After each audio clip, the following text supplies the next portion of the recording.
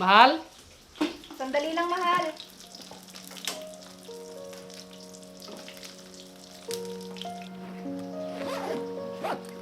Mahal!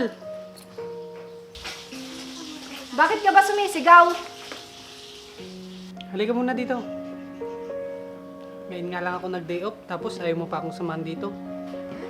Ang dami ko pang ginagawa sa kusina, Jacob. Eh kung tinutulungan mo sana ako, di mas mabilis ako matatapos. Ano ba yan? Ngayon na nga lang ako nagpahinga sa trabaho. Ako ba? Nakita mong nagpahinga? Alam kong pagod ka sa trabaho, pero pagod din ako dito sa mga gawaing bahay. Sige na nga, umalik ka na sa kusina. Tinawag lang naman kita para makapagpahinga ka rin kahit papano. Kung gusto mong magpahinga, ikaw na lang, dahil wala namang ibang kikilos dito sa bahay, kundi ako lang din. Siya na ngang iniisip. Siya pang nagalit sa akin.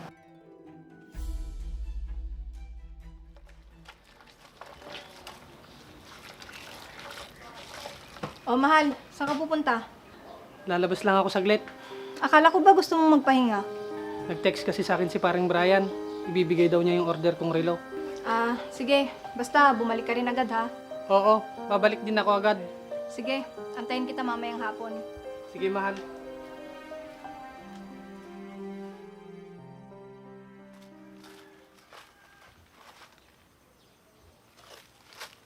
Wala pa nga pero tinawag ko na. Baka papunta na yun.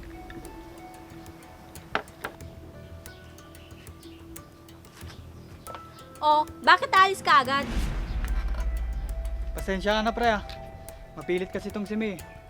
Kanina pa sinasabi na papuntahin ka dito sa bahay. Ibig sabihin, wala pa yung order ko sa yung relo.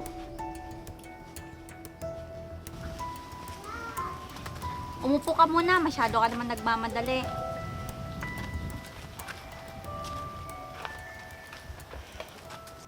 Pwede ba, May? Sigurado ako pag nalaman ni Marga to, mag-aaway na naman kami. Di naman siya magagalit kung di niya malalaman, di ba? Oh pre, tagay ka muna. Naku pre, hindi ako nagpunta dito para uminom. Sige na, itagay mo na kahit isa lang. Sayang naman tong hinanda ni Brian.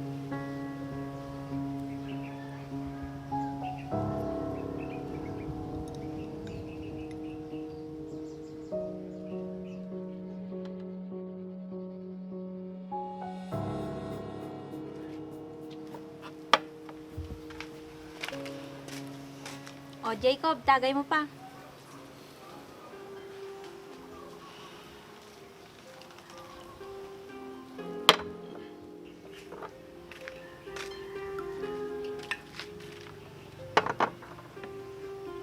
O, Jacob, isa pa. Itagay mo pa.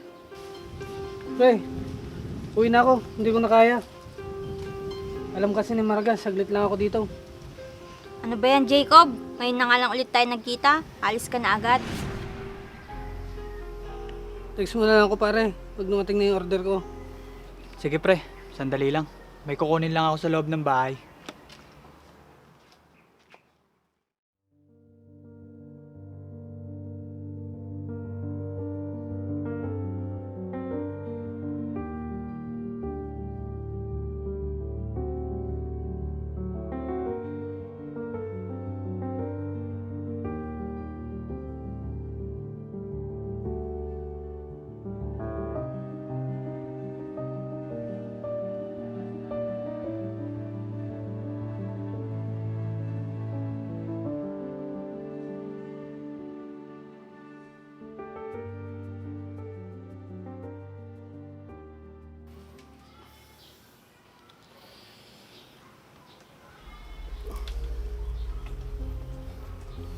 Anong oras na pala? O, gising ka na pala. Ayos ka lang ba? Sobra kasing lasing mo kahapon kaya dyan na kita pinatulog. Ayos lang ako, medyo masakit lang yung ulo ko. Oh, ano ginagawa mo? Maupo ka muna, baka bigla ka na naman matumba. Kailangan ko nang umuwi, baka nag-aalala na sa akin si Marga.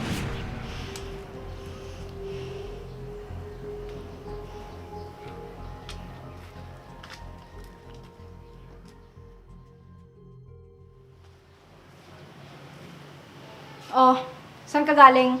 Sabi mo kukunin mo lang yung relo kila Brian. Bakit wala ka namang dalang relo ngayon? Pasensya ka na, mahal. Nagaya kasing uminom si Brian. Nahiya naman akong tumanggi. Di ka man lang nag-text. O di kaya, tinawagan mo man lang sana ako. Mahal, wala akong dalang cellphone. Naiwan ko sa kwarto, naka-charge. Sana nakitext ka man lang kay Brian. Para hindi ako nag-aalala. Inabot pa kayo ng umaga. Pasensya ka na, mahal. Hayaan mo, hindi na mauulit. Okay ka lang ba? Ayos lang naman. Medyo masakit lang yung ulo ko.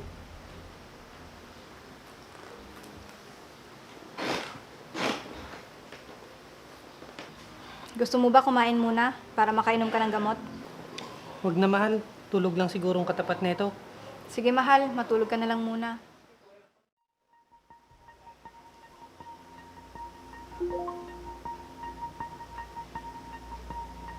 Nakauwi ba ng maayos si Jacob? Pasensya ka na ah. Inumaga na yung asawa mo dahil napasarap kami ng pag-inom.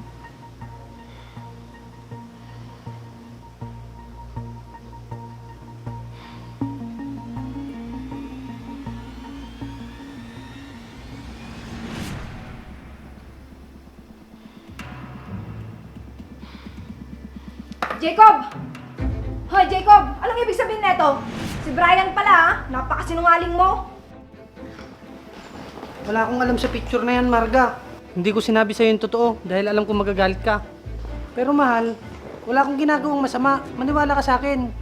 Ganyan din yung sinabi mo sa akin noon, Jacob. Niloko mo na ako dati. At talagang dito pa sa babaeng to? Mahal, walang namamagitan sa amin ni May. Kahit tanungin mo pa kay Brian. Hindi ako pinanganak kahapon, Jacob, para paniwalaan pa kita. Dapat pala, noon pa lang, iniwan na kita. Mahal naman. Hindi na sana ako naniwala na kaya mo bang magbago. Mahal!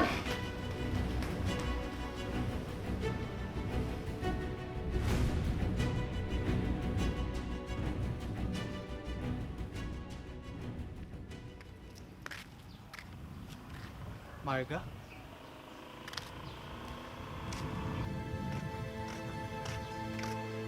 Marga? Kamusta ka?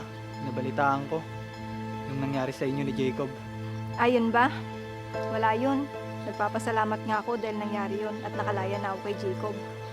May gusto sana akong sabihin sa'yo, Marga. Tungkol saan?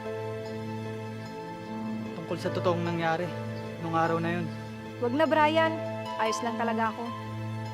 Hindi, Marga. Nakukonsensya din kasi ako. Dahil alam kong mahal ka talaga ni Jacob.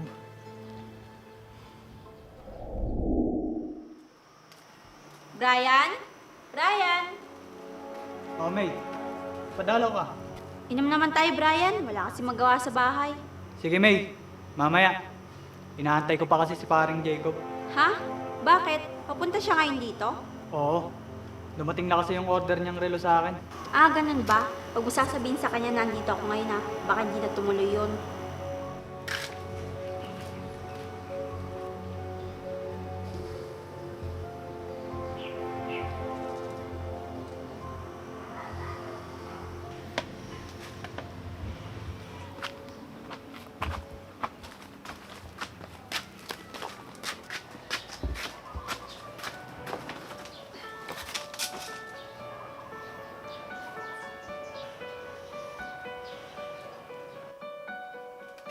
May!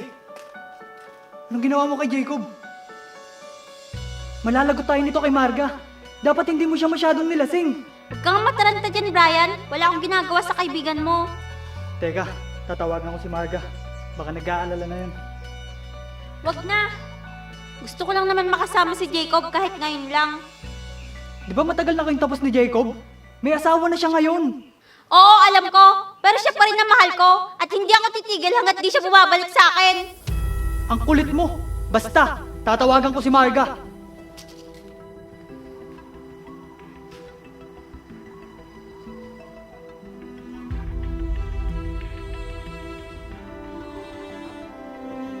Ano ba yan? Hindi ko matawagan si Marga.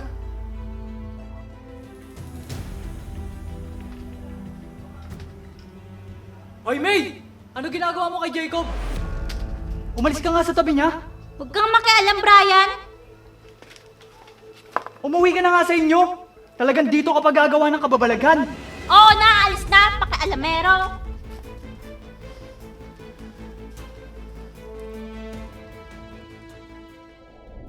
Nasa sayo ang desisyon, Marga. Kung maniniwala ka sa mga sinasabi ko ngayon. Mahal ka ni Jacob. Sana, pag-isipan mo ang lahat.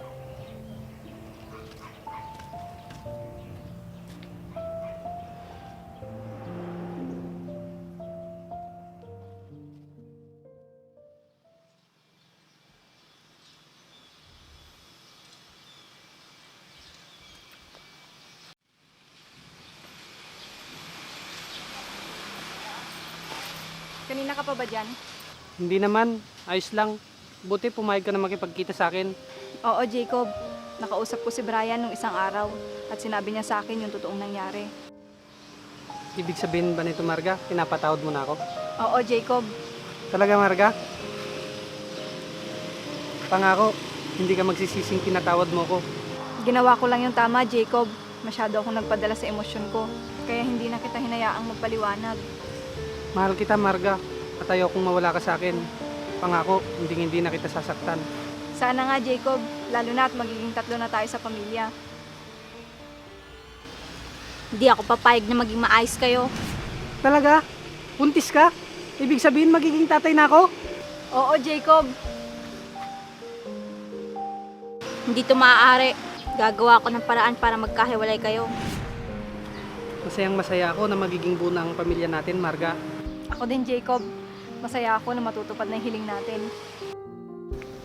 Sulitin nyo na ang kasiyahan nyo. Dahil hindi ako papayag na hindi ka mabawi, Jacob.